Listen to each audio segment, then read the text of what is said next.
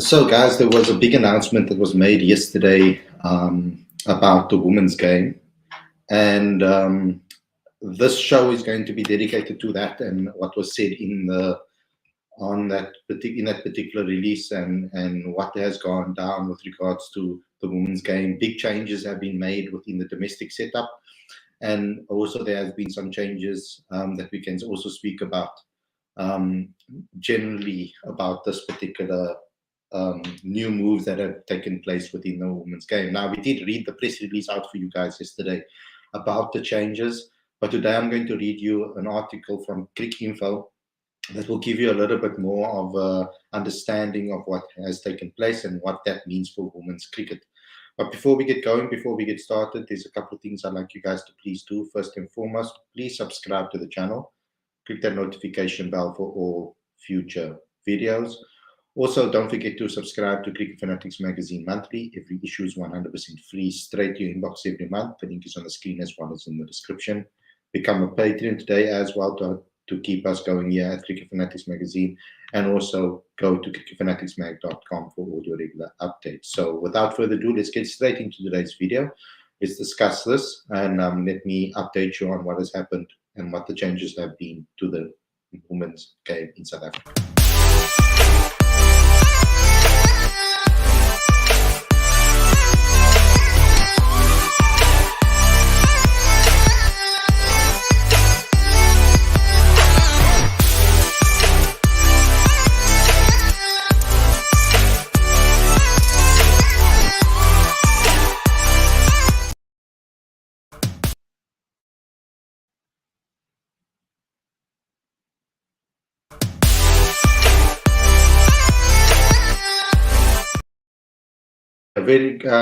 Welcome to Cricket Fanatics Magazine. I don't know what happened with the intro, if it played or not, but something's gone wonky with that. But anyway, welcome to Cricket Fanatics Magazine. This is your daily show. I'm your host, Khalid Moedin, and this is the show where we talk in South African cricket. And today we're going to discuss the women's game in South Africa and a couple of the changes that have been made. So let me just give you a quick update. I'm going to be reading out an article from Cricinfo that was done by Fidos Munda. That gives you a better overlook of everything that took place with regards to the announcement that was made yesterday. So South Africa's women's team to get equal match fees as the men, says the article over here. Cricket South Africa also announced 16 professional domestic system for women. CSA has announced equal international match fees for the men and women's players joining New Zealand and India in establishing parity across genders. The landmark announcement comes on the same day that CSA unveiled a 16 professional domestic system for women cricketers as part of the legacy projects following the successful hosting of the Women's T20 World Cup in February. The new match fees will be in place from next month when South Africa's women's team tours Pakistan. The new domestic structure takes its framework from the existing 16-team two-tier setup, which is divided into a top 6 and bottom 10, with the latter being split into 2 groups of 5 each, with a promotion relegation system in place. The same setup will continue, but the top 6 teams will now have the resources to contract 11 players, up from 6 in the previous years, at pay rates that are on par with the highest paid male cricketers in Division 2, and will be able to employ full-time coaching staff. CSA will subside 4 backroom staff positions for each of the 6 sides and require 2 of them to be female. So it's very important that you also look at the pay rates that are on par with the highest paid male cricketers in Division 2. That is also something that we should highlight. The top 6 teams will compete in a 50-over and 20-over competition, with the shortest formats matches likely to be played on the same days as men's competitions to increase visibility. Cricket becomes the first team sport in South Africa to professionalize the women's game at domestic level, thus earning the praise of the country's sports minister, Zizi Kodwa. What we are celebrating today is not about monetary value, but about leadership and political will, she said, unveiling the 6 teams in Pretoria. In the first week of our appointment, we met with the top 5 sports federations in the country, and we stressed this point. You seem to be the only federation who understood what we said. How I wish others are listening as we speak now, she says. For the 2023-24 season, the top 6 teams will be the Titans, Lions, Dolphins, Western Province, Free State, and Garden Route Badgers. 4 of the 6 Titans, Lions, Dolphins, and Western Province also have men's teams in South Africa's domestic first division, while both Free State and Garden Route Badgers are top-tier women's teams only. For Free State, who are based in Bloemfontein, this is particularly significant. They occupy an important geographic area in the country's central region and have faded into the cricketing periphery in recent years, with no team in the men's top division and no SA20 franchise in their area. Garden Route Badgers are located in Oudtshoorn, an inland town in the Western Cape known for ostrich farming, and are exploring the possibility of moving to a stadium in the coastal town of George.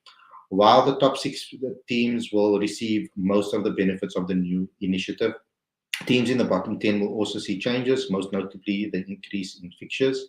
In previous seasons, those teams competed only against the 4 other teams in their group, but from this season, they will also play cross-pool matches.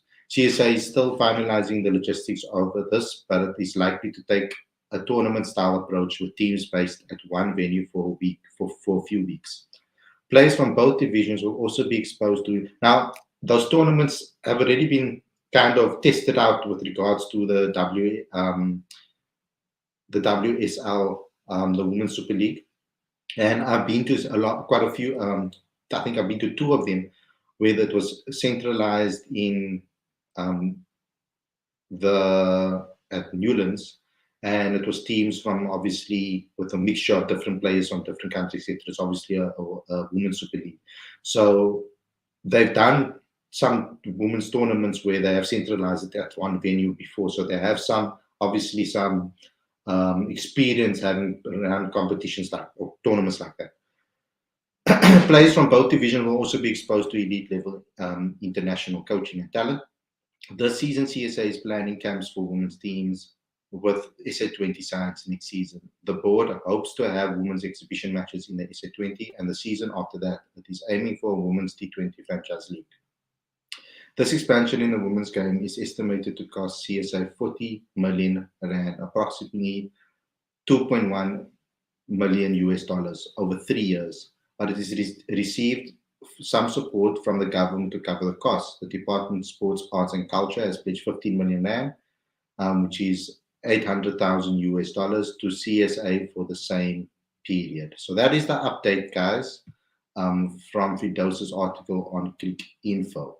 So let's discuss it a little bit and what that means for women's cricket. First and foremost, I'm very happy that that women's cricket in South Africa has been professionalized now.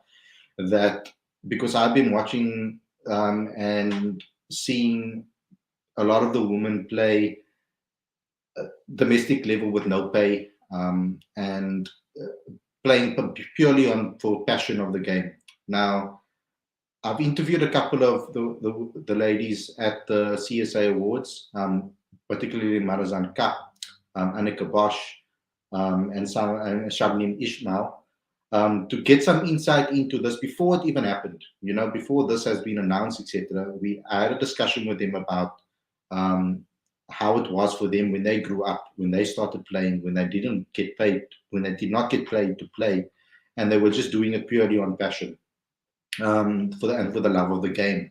So it was something that really always intrigued me, because to do something like that you love just for free, I only really experienced it when I started Cricket Fanatics magazine and started doing this every single day, and of course, and promoting and doing articles and doing content 100% free, purely because you're passionate about the game.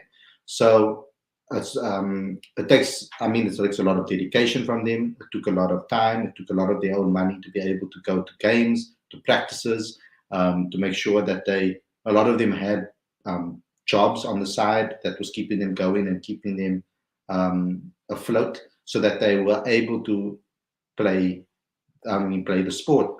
The same was for the support staff of the senior coaches. There are a lot of support staff from a lot of the women's teams that weren't getting paid to do so. They were purely doing it out of the love for the game and to help out the national coach, and to an extent they would have gotten recognition, yes, and they obviously would have gotten recognition and experience, but they weren't getting paid for their time and their effort in doing so. A lot of them would have had to come from jobs, full-time jobs, and then straight from there to practices, and give up their weekends to be able to be there for the ladies, and put in place systems and put in training schedules for them into the game for absolutely no reward. So I'm glad that that hard work and determination that was put in prior has paid off now, and that we're seeing this happen. So equal match fees for the Proteas women has also been spoken about. Now, I'm not 100% sure. My understanding of the situation always was that players do get paid match fees, and they also get paid. They also have a contract that they get paid a salary. And match fees is obviously determined on the matches that you play, and the games that the amount of matches that you play, and the amount of matches that you start.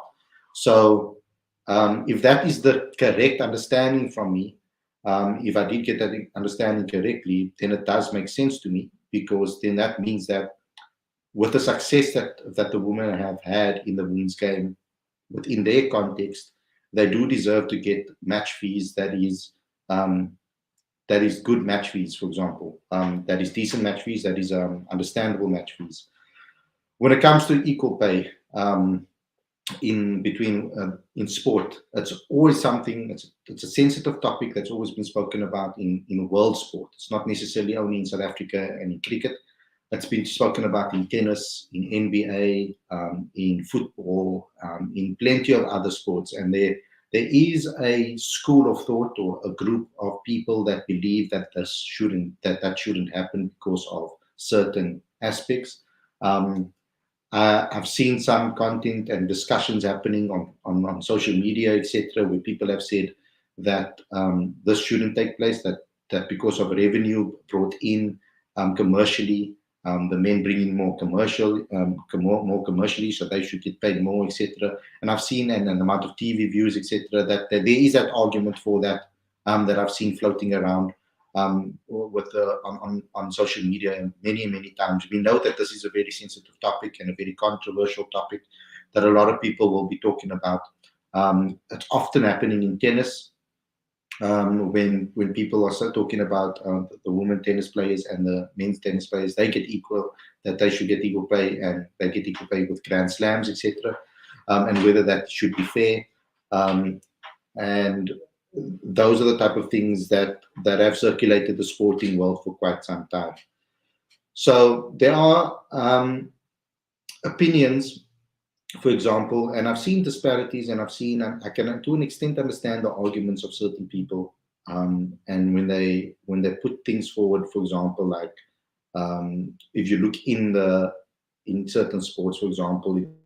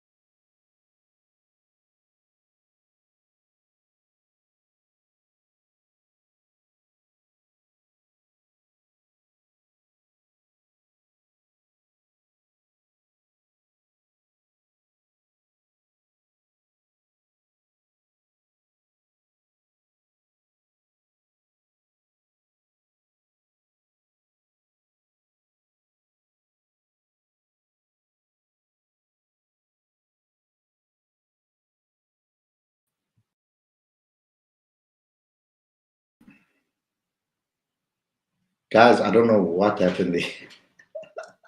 The whole streaming service just crashed. So I apologize for that. And I couldn't get back in. So where was I? Yeah, so we know that there's a lot of controversy and things that have taken controversy, but I mean differences of opinion with regards to whether this should happen or whether this shouldn't be taking place. But I would like to know from you guys in the live chat what you guys think and whether you guys believe that this is a good solution for the way forward. We can't deny that the women's team, the Proteas women's team at least, has made us extremely proud over the last decade or so with regards to the performances, with the achievements that they've had, with the players that have represented the country in different leagues all around the world, and performances also, and also their situation that they found themselves in on the world rankings. They've really made South Africans proud when it comes to that world rankings. A lot of them have been, some of them have been number one in the world. I mean, for example, Sharni Ismail has been one of the fastest bowlers in women's cricket ever, and for a very long time. She was also backed that up with a lot of wickets. We've had Laura Wolfert that has gotten a lot of praise as well. She might possibly be the next captain of the Proteas as they go take on Pakistan for the first time ever in Pakistan.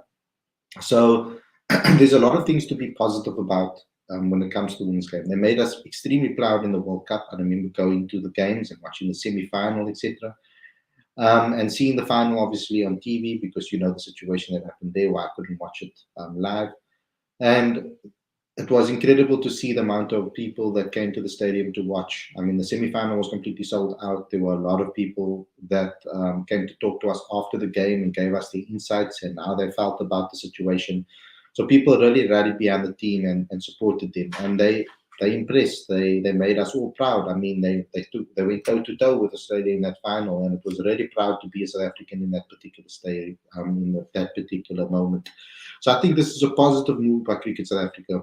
I think it's a positive move by Enoch Nkwe, particularly the domestic setup teams. The fact that the domestic system is going to be professionalized and there's going to be positions opened up for coaches as well. You're not just going to have one coach that basically is the only person that really earns money with the team. You're going to have assistant coach and physios and strength and conditioning coaches too, and with two people on the staff that have to be women. So they're really promoting the women's game and the development of women in this country by doing so. So it's a massive move forward. I'm really happy that this is taking place, particularly in a domestic setup. And I think this is a positive way forward for the future of South African cricket. I mean, now a young girl can start playing cricket and they can start dreaming about the future. They can start believing that they can make a living with this. The increase of 11 contracts now in the teams from 6 is a massive move for the future, because now a girl will come through the system and a player will come through the system believing that they will be able to become professional in the sport. And one day they can really dream about playing for the Proteas. So it's a massive move forward. I think it's a positive move forward, and well done to Cricket South Africa, Enoch Nkwe, the CEO, etc., for implementing something like this. I think it's a great move for the future of South African cricket. So yeah, I would like to hear what you guys have to say as well in the live chat. You guys can let me know what you think in the comment section below as well, and what you think about this particular move, what you think about this particular setup and implementations of everything and what they've added to this. It's phenomenal, I think, for the future of the women's game.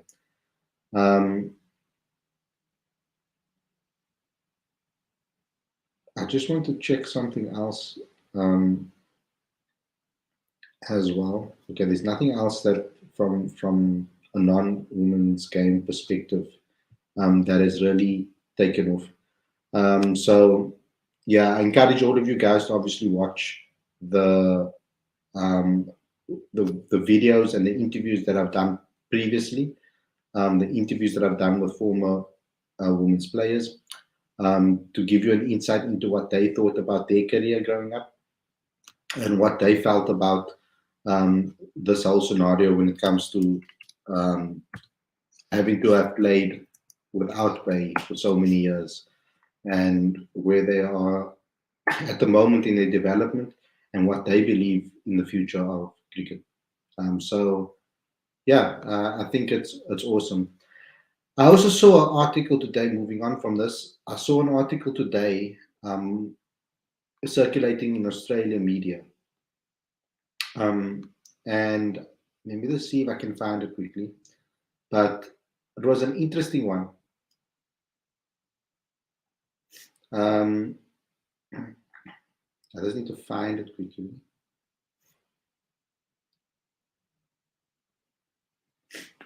Um,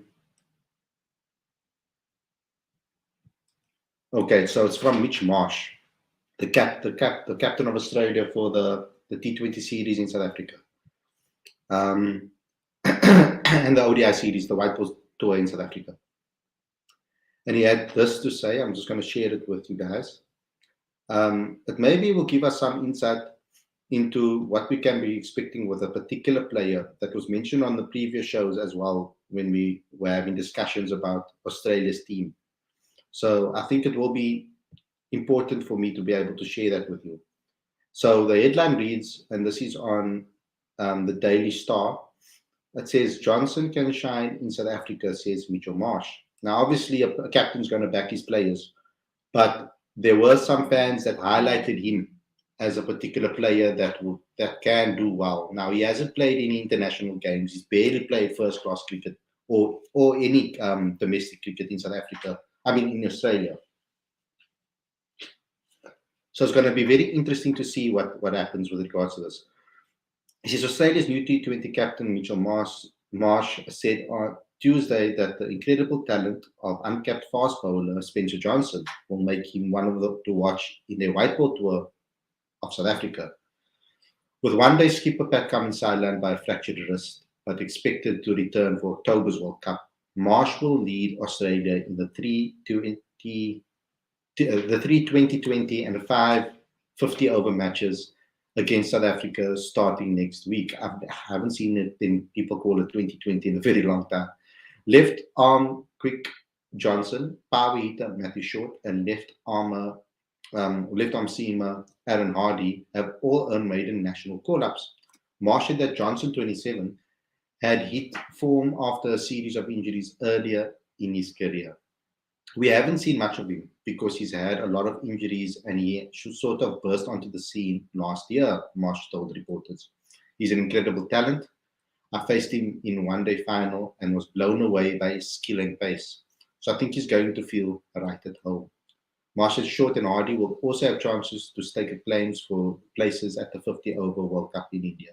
Cummins will take over as ODI captain when Australia arrive in India ahead of the World Cup. Test vice captain Stephen Smith is also out of the South Africa trip with a wrist injury. All-rounder Marsh said that he won't try and reinvent the wheel while in charge, having gained experience captaining Western Australia. I'm just looking forward to the opportunity.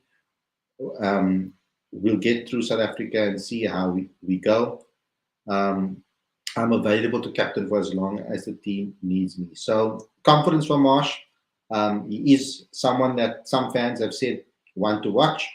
So we're going to have to wait and see what takes place with regards to that and what skills he has on offer and what pace he has on offer.